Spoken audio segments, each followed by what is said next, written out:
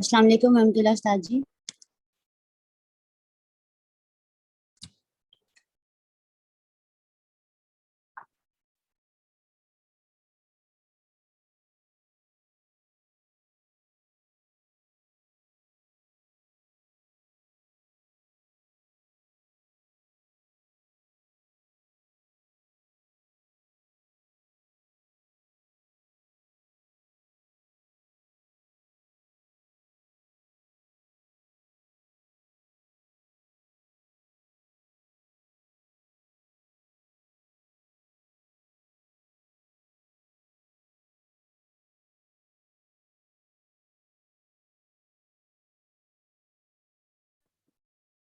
अच्छा, वालेकुम सलाम वरहमतुल्लाह। अच्छा, मुझे हयातुल मुस्लिमीन का नहीं बताया गया। मुझे तो यही बताया कि भाई आपने तफसीर पढ़ानी है, तो कल मैं मशवरा कर लूँगा जो उन्होंने कहा, तो फिर उसके मुताबिक अमल कर लेंगे। ठीक है, अच्छा कर लेते हैं, वरना तो फिर अगले हफ्ते पढ़ लेते हैं हयातुल मुस्लिमीन। ठीक है, ठीक है, आप इधर ही से पढ़ लेते हैं। ठीक है, ये तफसीर पढ़ लेते हैं। तफसीर ये पारा नंबर 4, और पारा नंबर 4 में आयत नंबर है 11। ठीक है, सूरत नंबर 4। देखिए, औज़ु बिल्लाहि मिनश शैतानिर रजीम, बिस्मिल्लाहिर रहमानिर रहीम। युसीकुमुल्लाहु फी औलादिकुम लिज़्ज़करि मिस्लु हज़्ज़िल उन्सयैन फ़इन कुन्ना निसाअन फ़ौक़ इस्नतैनि फ़लहुन्ना सुलुसा मा तरक व इन कानत वाहिदतन फ़लहा निस्फ़ु व लिअबवैहि लिकुल्लि वाहिदिन मिनहुमा सुदुस मिम्मा तरक इन कान लहु वलदुन इन लम यकुल लहु वलदुन व वरिस अबवाहु फ़लिउम्मुहु सुदुस। यहाँ पर अब आ रही है? हेलो, आवाज आ रही है? अच्छा, अल्लाह ताला वसीयत करता है तुम लोगों को फी औलादिकुम, तुम्हारी औलाद के बारे में, लिज़्ज़करि मिस्लु हज़्ज़िल उन्सयैन, कि मर्द को औरत के मुकाबले में दोगुना हिस्सा दिया जाएगा।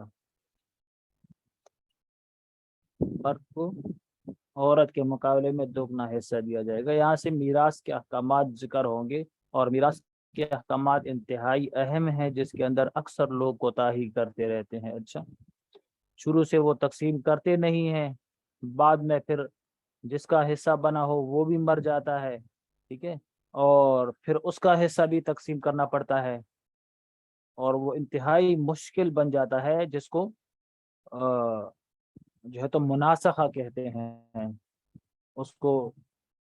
मीरास के अहकामात में उसको मुनासखा कहते हैं। मुनासखा का मतलब ये होता है कि आदमी मर गया, उसके पीछे वो रसा बाकी है, अब वो रसा ने अपने लिए वो हिस्सा तकसीम नहीं किया। और मर्जी की बात, अगर मीरास को तकसीम करना चाहो तो लोग क्या कहते हैं कि मीरास खोर है। खुदा के बंदे, अल्लाह ताला ने हिस्सा रखा है, अल्लाह ताला ने कहा कि ये चीज ले लो, अल्लाह का हुक्म है, तो फिर तुम क्यों उस मीरास के तलब करने को जो है तो तुमने एक गाली बना दिया। हाँ, उसको तकसीम करते नहीं है, फिर वो जो वारिस होता है वो भी मर जाता है। ठीक है, जिसने हिस्सा लेना हो वो भी मर जाता है।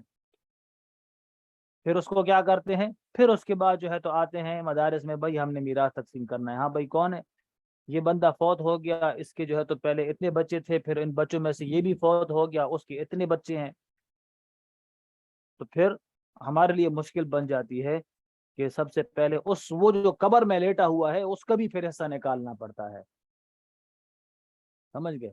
ये नहीं कि अगर किसी का मीरास के अंदर हिस्सा बना हो और वो मर गया तो उसका हिस्सा साकित हो जाता है। नहीं, वो मर गया तो अब उसका हिस्सा भी निकालना पड़ेगा। जो उधर लेटा हुआ है और अपने हिसाब किताब को अंजाम दे रहा है, उसका भी हिस्सा निकालना पड़ेगा कि भाई उसका कितना हिस्सा बनता था। उसका हिस्सा निकालने के बाद फिर उसके वरसा के अंदर तकसीम किया जाता है कि हाँ अब बताओ कि अब उसके कितने बच्चे हैं। समझ गए? तो मीरास का हुक्म क्या है? एक अहम हुक्म है, अल्लाह ताला का हुक्म है। इसके अंदर कोई शर्म वगैरह की बात नहीं है। बस इसको क्या है, जैसे ही गम थोड़ा हल्का हो जाए तो फौरन से उसको फिर तकसीम कर देना चाहिए। ठीक है, देखो, यूसीकुमुल्लाहु, वसीयत करता है तुम लोगों के लिए अल्लाह ताला तुम्हारे औलाद के बारे में, लिज़्ज़कर मिस्लु हज़्ज़िल उन्सयैन, कि मर्द को औरत के मुकाबले में दुगना हिस्सा दिया जाएगा। अब औरत कमज़ोर है और मर्द क्या है, वो तो ताकतवर है, तो फिर औरत को दुगना हिस्सा क्यों दिया जा रहा है? तो इसका आसान जवाब तो ये है, इन्नल्लाह काना अलीमन हकीमा। भाई अल्लाह ताला ने दिया है, अल्लाह ताला अलीम है, उनको पता है कि भाई मेरे किस बंदे को कितना देना है। अल्लाह ताला हिकमत वाले हैं, उनको पता है अल्लाह ताला को कि मेरे किस काम के अंदर हिकमत है और मुझे क्या करना है, कौन सी काम मेरा हिकमत वाला होगा, अल्लाह को पता है इसके बारे में। ठीक है। और दूसरा ये कि औरत की जिम्मेदारी तो नहीं है ना, औरत नान नफका कमाना ये औरत की जिम्मेदारी नहीं है, ये मर्द की जिम्मेदारी है। ठीक है। औरत तो अगर माँ बाप के घर में हो तो माँ वालिद सिखाएगी। ठीक है। वालिद उसको खिलाएगा, शौहर के घर में जाए तो शौहर उसको खिलाएगा। ठीक है।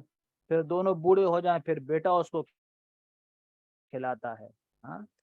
तो औरत को सपोर्ट करने वाले क्या हैं, अल्लाह ताला ने औरत को सपोर्ट करने वाले बनाए हैं।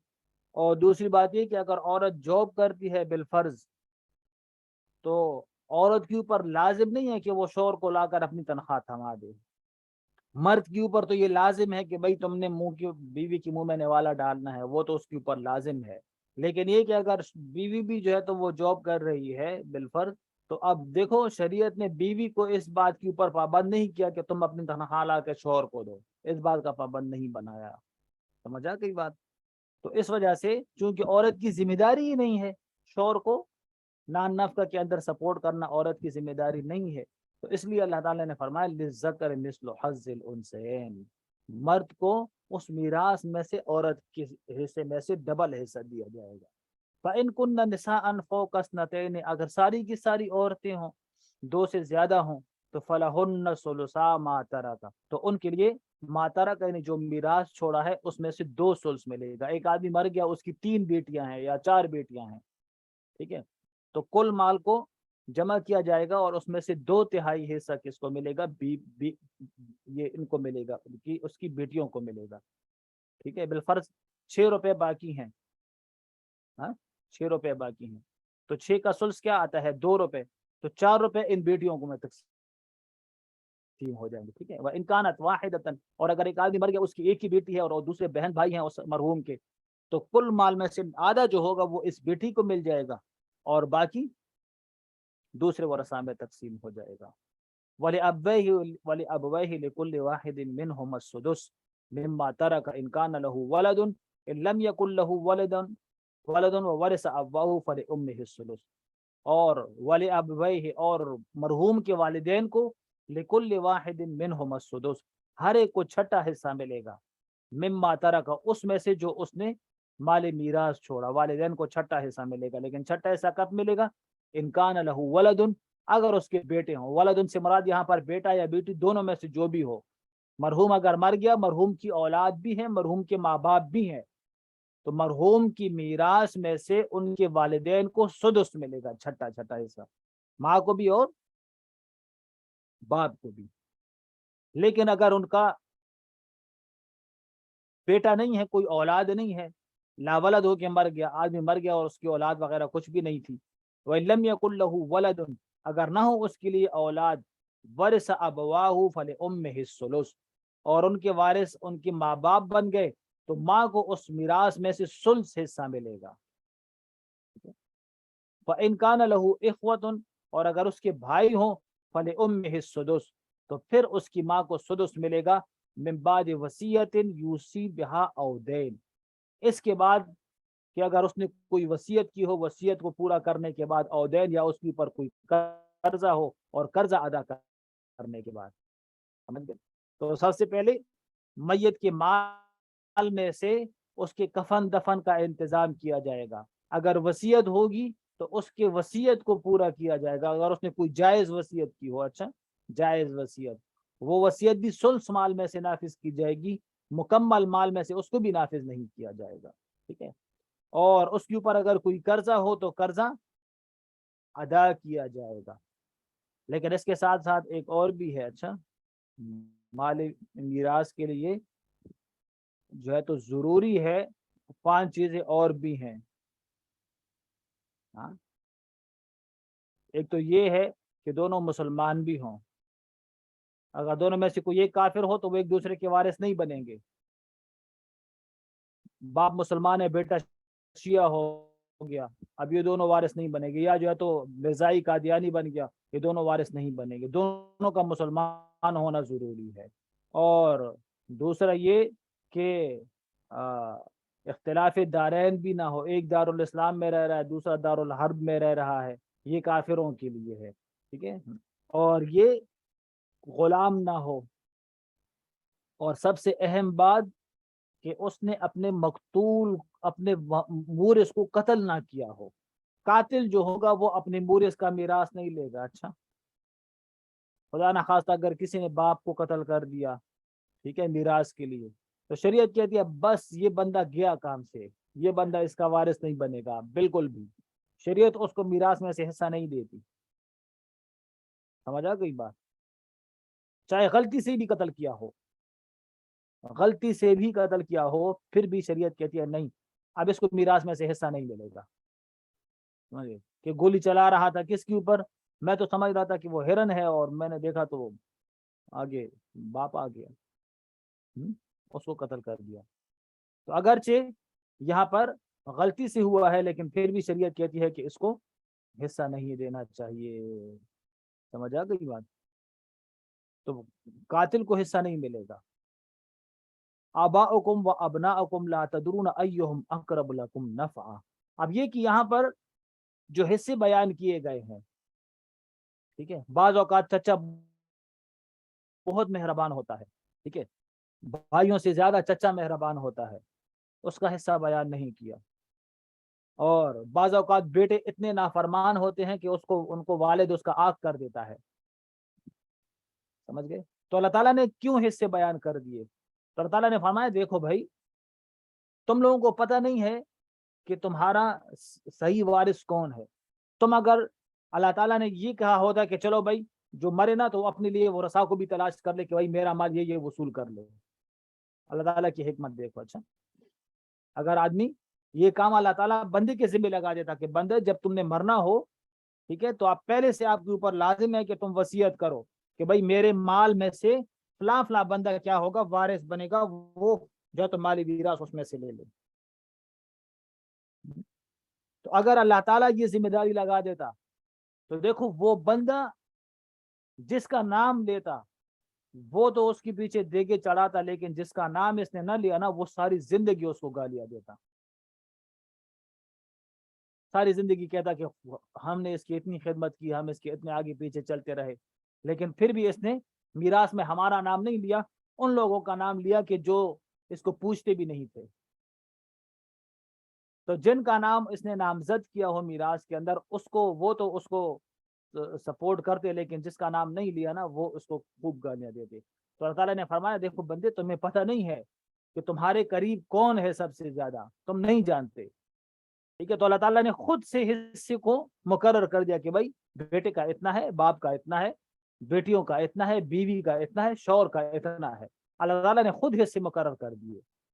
اب یہ حصے ایسے ہیں کہ نہ تو کوئی ان کو ان حصوں سے نکال سکتا ہے، اور نہ اس کے علاوہ کوئی ان حصوں کے اندر کسی کو داخل کر سکتا ہے۔ سمجھ گئے کیا مطلب یہ کہ اب کوئی اس طرح بھی نہیں کر سکتا کہ اپنے بیٹے کو کہے کہ میں تمہیں میراث سے آگ کرتا ہوں۔ آگ کرنا کچھ بھی نہیں ہوتا، آگ کرے پھر بھی وہ آگ نہیں ہوتا۔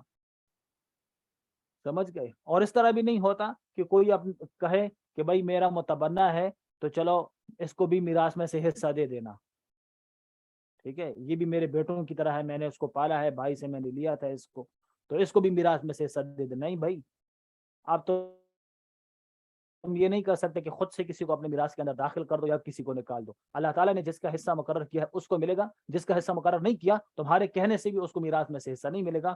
تم نے اگر اس کے لیے وصیت کرنی ہے تو ثلث مال میں سے اللہ تعالیٰ نے تمہیں اجازت دی ہے کہ اپنے مال میں سے تہائی حصے کے اندر تم وصیت کر سکتے ہو۔ وہ وصیت تم کسی کے لیے کرنی ہے وہ کرنا، اس سے زیادہ اگر تم وصیت کرو گے تو وہ وصیت بھی نافذ نہیں ہوگی۔ بات سمجھ میں آ رہی ہے کہ جا رہی ہے؟ فریدۃ من اللہ، اللہ تعالیٰ کے لیے طرف سے یہ فرض حکم ہے۔ ان اللہ کان علیما حکیما، بے شک اللہ تعالیٰ علم والے ہیں، حکمت والے ہیں۔ وَلَكُمْ نِصْفُ مَا تَرَكَ أَزْوَاجُكُمْ إِن لَّمْ يَكُن لَّهُنَّ وَلَدٌ۔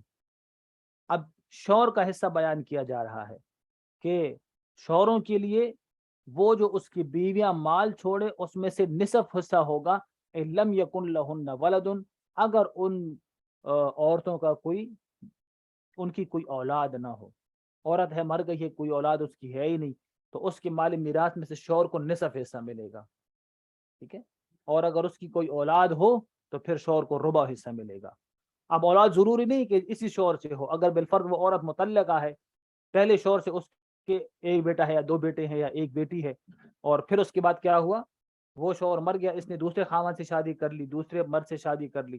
اب دوسرا مرد جو ہے اس سے کوئی اولاد ہے ہی نہیں اس کی، اور پھر عورت مر گئی، تو اب اور شوہر یہ نہیں کہہ سکتا کہ بھائی میری تو اس سے کوئی اولاد ہی نہیں ہے، اور جب اولاد نہ ہو تو وہاں پر نصف ملتا ہے تو مجھے نصف ملنا چاہیے. نہیں، اللہ تعالیٰ نے صرف اتنا فرمایا اِلَّمْ يَكُنْ لَهُنَّ وَلَدٌ، اگر ان کا ان کی کوئی اولاد نہ ہو، بس صرف اتنا کہا. اگر کوئی اولاد ہو، چاہے وہ اولاد تم سے ہو یا اس سے پہلے والے خاوند سے ہو، تو پھر بھی شوہر کو کتنا ملے گا؟ ربع ملے گا. دیکھو، فَإِنْ كَانَ لَهُنَّ وَلَدٌ، اگر ان عورتوں کی اولاد ہو، فَلَكُمُ الرُّبُعُ مِمَّا تَرَكْنَ مِن بَعْدِ وَصِيَّةٍ يُوصِينَ بِهَا أَوْ دَيْنٍ، تو تم لوگوں کو پھر ربع حصہ ملے گا، لیکن اس مال میں سے جو ان عورتوں نے چھوڑا، من بعد وصیت یوصین بہا او دین، اس کے بعد جو عورتوں نے جائز وصیت کی ہو اس کو پورا کرنے کے بعد، او دین یا ان عورتوں کے اوپر کوئی قرضہ ہو جو مر گئی ہیں، اور اس قرضے کو پورا کرنے کے بعد. سمجھ گئے؟ وَلَهُنَّ الرُّبُعُ، اور ان عورتوں کے لیے ربع اس مال میراث میں سے جو مال میراث ان مردوں نے چھوڑا، لم یکن لکم ولد، اگر تم لوگوں نے کوئی اولاد نہ چھوڑی ہو. آدمی ہے، آدمی بالفرض مر گیا، ٹھیک ہے، اور اس کی کوئی اولاد نہیں تھی، تو اب اس میں سے اس کی بیوی کو کتنا حصہ ملے گا؟ چوتھائی، ربع حصہ. بیوی کا ربع حصہ ہے. اچھا، چاہے ایک بیوی ہو یا چار بیویاں ہوں، ایک ہو تو وہ ربع مکمل لے لے گی، اور اگر چار ہوں تو وہی ربع ان چاروں میں تقسیم کیا جائے گا. بالفرض ایک عورت ہے، آدمی ہے، اس کی چار بیویاں ہے، آدمی مر گیا اور 4 روپے ہیں، تو اب 1 روپے ان چاروں میں تقسیم کیا جائے گا. اور اگر ایک ہی بیوی ہے تو وہ 1 روپے اس کو پورا مل جائے گا. 2 بیویاں ہیں تو وہ 1 روپے ان دونوں میں تقسیم ہو جائے گا. 3 ہے تو وہ 1 روپے ان تینوں میں تقسیم ہو جائے گا. سمجھ گئے؟ تو اولاد نہ ہو تو بیوی کا ربع حصہ ہوتا ہے، چاہے ایک بیوی ہو یا 2 بیویاں ہوں. اور اگر اولاد ہو تو پھر بیوی کا 8واں حصہ ہوتا ہے. بیوی کا 8واں حصہ کم ہوتا ہے نا، ربع سے 8واں کم ہوتا ہے، ربع زیادہ ہوتا ہے. ربع کا مطلب ہے کہ وہ پورا 1 روپے اس کو دے دو، ہاں، اور 8ویں کا مطلب ہے کہ اس ربع کا نصف اس کو دے دو، 50 پیسے، وہ 8واں حصہ ہو گیا. ٹھیک ہے. اچھا، فَإِنْ كَانَ لَكُمْ وَلَدٌ، اور اگر تم لوگوں کے لیے کوئی اولاد ہو، فَلَهُنَّ الثُّمُنُ، پھر ان بیویوں کا 8واں حصہ بنے گا، مما ترکتم من بعد وصیت توصون بها او دین، اس کے بعد کہ تم لوگوں نے کوئی وصیت کی ہو، اس وصیت کو پورا کرنے کے بعد، او دین یا تم لوگوں کے اوپر کوئی قرضہ ہو، اس قرضے کو پورا کرنے کے بعد. وصیت بھی جائز وصیت ہو. اچھا، جائز وصیت کس کو کہتے ہیں؟ جائز وصیت کے اندر ایک شرط تو یہ ہے کہ ثلث مال میں سے ہو، مال کے تہائی حصے میں. 3 روپے ہے تو 1 روپے کے اندر وصیت کر سکتا ہے، اس سے زیادہ وصیت نہیں کر سکتا. ایک بات تو یہ ہے. دوسرا یہ کہ وصیت کی ہو غیر وارث کے لیے. کیا مطلب؟ اس کے مال میراث میں سے جو وارث بن رہا ہے اس کے لیے وصیت نہ کی ہو. ٹھیک ہے. بالفرض 2 شادیاں کی ہیں، ایک بیوی سے محبت زیادہ ہے اور کہا کہ میری اس بیوی کو وہ فلاں پلاٹ بھی دے دینا میرے مرنے کے بعد، اور بیوی کو تو میراث میں سے حصہ ملتا ہے، تو جس کو میراث میں سے حصہ ملے اس کے لیے کیسی وصیت کر رہے ہو؟ ٹھیک ہے. اب اس کے لیے یہ وصیت نافذ نہیں ہوگی. یا ایک بیٹے کے بارے میں کہا کہ اس نے خدمت زیادہ کی، تو کہا کہ میرے بیٹے کو وہ فلاں پلاٹ بھی دے دینا، بیٹی کو فلاں جگہ بھی دے دینا.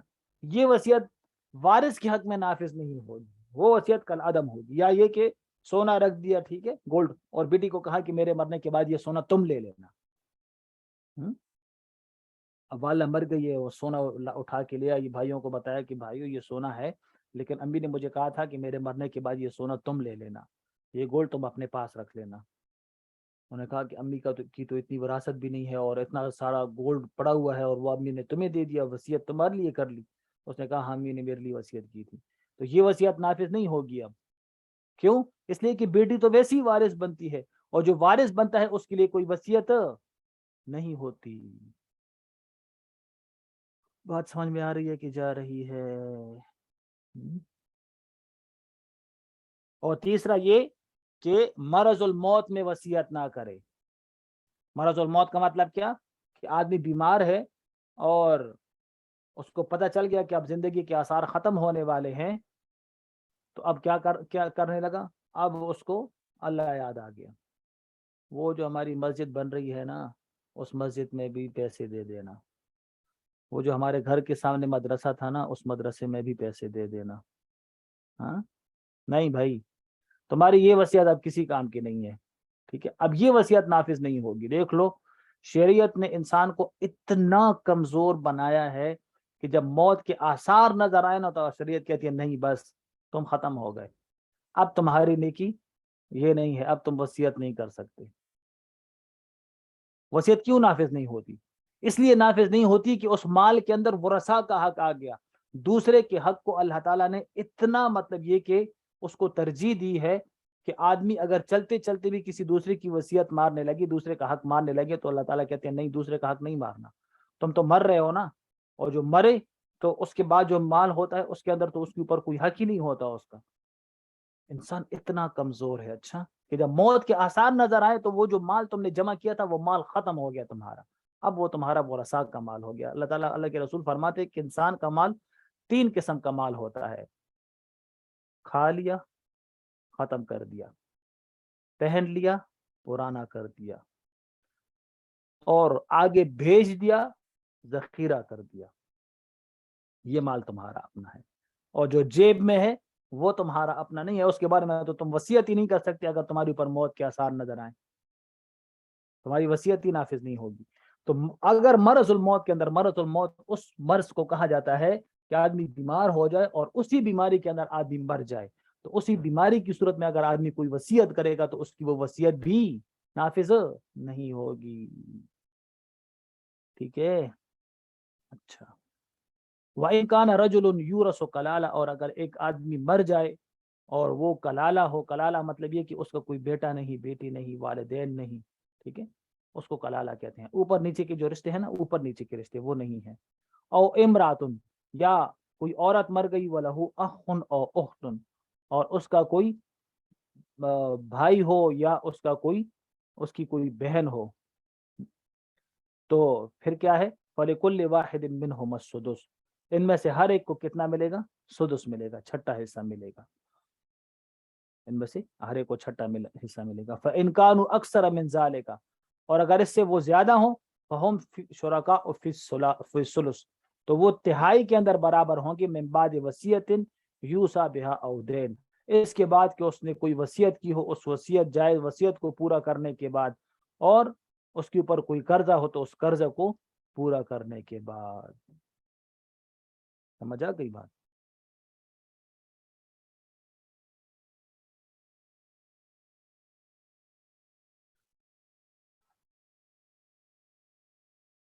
غیر مدار وصیۃ من اللہ، کسی کو نقصان پہنچائے بغیر. مطلب یہ کہ وصیت بھی کرو تو وصیت کے اندر کسی کو نقصان نہ پہنچاؤ. وصیت سے تمہارا مقصد یہ نہ ہو کہ چلو اب یہ بیٹا وارث تو بن رہا ہے، یا یہ کہ میرے بیٹے نہیں ہیں اب بھائی وارث بنیں گے، تو چلو ان سے میں لے تو نہیں سکتا لیکن ان کا حصہ کم تو کر سکتا ہوں نا. تو اس نے کہا کہ بھئی میرے مال میں سے یہ بھی کر دو، یہ میرے مال میں سے مدرسے کو بھی دے دینا، میرے مال میں سے مسجد کو بھی دے دینا. ان ورثاء کو ضرر پہنچانے کے لیے اس طرح کرتے. تو اللہ تعالیٰ فرماتے نہیں، وصیت کرو تو کسی کو ضرر پہنچانے کے لیے نہ کرو، حصے تقسیم کرو تو اس میں سے کسی کو ضرر نہ پہنچاؤ. واللہ علیم حکیم، اور اللہ تعالیٰ علم والے، حکمت والے ہیں. تلک حدود اللہ، اللہ تعالیٰ کی حدود ہیں. من یطع اللہ ورسولہ، جس نے اللہ تعالیٰ اور اس کے رسول کی اطاعت کی، کہ میراث کو اپنے وقت پر تقسیم کیا، صحیح طریقے سے تقسیم کیا، اور غلط وصیت نہیں کی، ناجائز وصیت نہیں کی، کسی کو محروم نہیں کیا. جو اللہ تعالیٰ کی ہدایت کرے، اللہ تعالیٰ کے ان حدود پر عمل کرے گا، یدخلہ جنات تجری من تحتها الانہار، اللہ تعالیٰ اس کو ایسے باغات کے اندر داخل کریں گے کہ اس کے نیچے نہریں بہیں گی ہمیشہ کے لیے. اس میں ہوگی بہت بڑی کامیابی ہے. ذالک الفوز العظیم.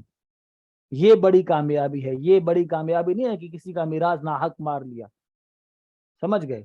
آج کل کیا کرتے ہیں, میراث یا تو ورثاء کو کم لکھ دیتے ہیں, ٹھیک ہے, اس کا تو کوئی بھائی ہی نہیں ہے, اس کا تو کوئی بہن ہی نہیں ہے, اس کے بیٹی ہی نہیں ہے, اور کیا کرتے ہیں, میراث کو خود لے لیتے ہیں. پھر کہتے ہیں ہم کامیاب ہو گئے, ہم نے کیس جیت لیا.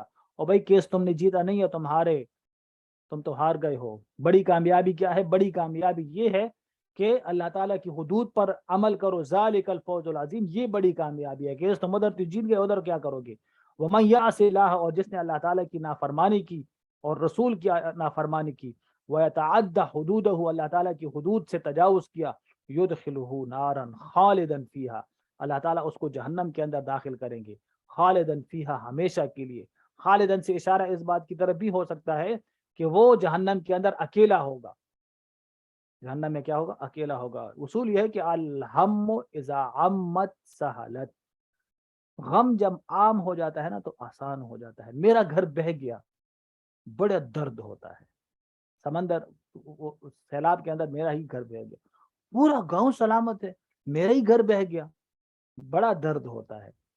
لیکن دیکھا پورا گاؤں بہہ گیا, چلو ٹھیک ہے, اگر میں بے گھر ہوں تو وہ بھی تو بے گھر ہے. اگر میرے سر پہ شاپر ہے تو اس کے سر پہ بھی تو شاپر ہے. تھوڑی بہت تسلی مل جاتی ہے. کیوں؟ الہم اذا عمت سہلت, جب غم عام ہو جاتا ہے تو اس میں تھوڑی سی آسانی پیدا ہو جاتی ہے. تو اللہ تعالیٰ فرمایا کہ یہ ہمیشہ کے لیے جہنم میں ہوگا, لیکن تنہا ہوگا. کیا مطلب؟ کہ اس کو جو تکلیف ہو رہی ہوگی, اس تکلیف کے اندر دوسرے کو نہیں دیکھے گا کہ دوسرے کو بھی وہ تکلیف ہو رہی ہے, تاکہ یہ والا اصول وہاں پہ اپلائی نہ ہو. الہم اذا عمت سہلت, اگرچہ وہاں پر آسانی تو ہوگی نہیں, وہاں پر اگرچہ دوسرے کو چیختا ہوا دیکھ کر اس کو کچھ تسلی ملے گی نہیں, لیکن پھر بھی ایک اصول تو ہے نا کہ غم جب عام ہو جائے تو آسان ہو جاتا ہے. اس کے لیے یہ سہولت والا اصول بھی وہاں پر نہیں ملے گا. سمجھ گئے؟ وَلَهُمْ عَذَابٌ مُّهِينٌ, اور ان کے لیے دردناک عذاب ہوگا, رسوا کرنے والا عذاب ہوگا. ٹھیک ہے, چلے یہاں تک بس کرتے ہیں, باقی انشاءاللہ پھر اگلے ہفتے دیکھتے ہیں کہ سیرت کون پڑھا رہا ہے. اگر کوئی نہ پڑھا رہا ہو تو پھر شروع کریں. سیرت کی کتابیں کون سی ہے, وہ کیا کہتے ہیں اس کو, ہاں یہ کون سی کتاب تھی, حیات المسلمین. ٹھیک ہے, وہ پھر انشاءاللہ اگلی جمعرات کو. ٹھیک ہے, چلیں, السلام علیکم و رحمۃ اللہ.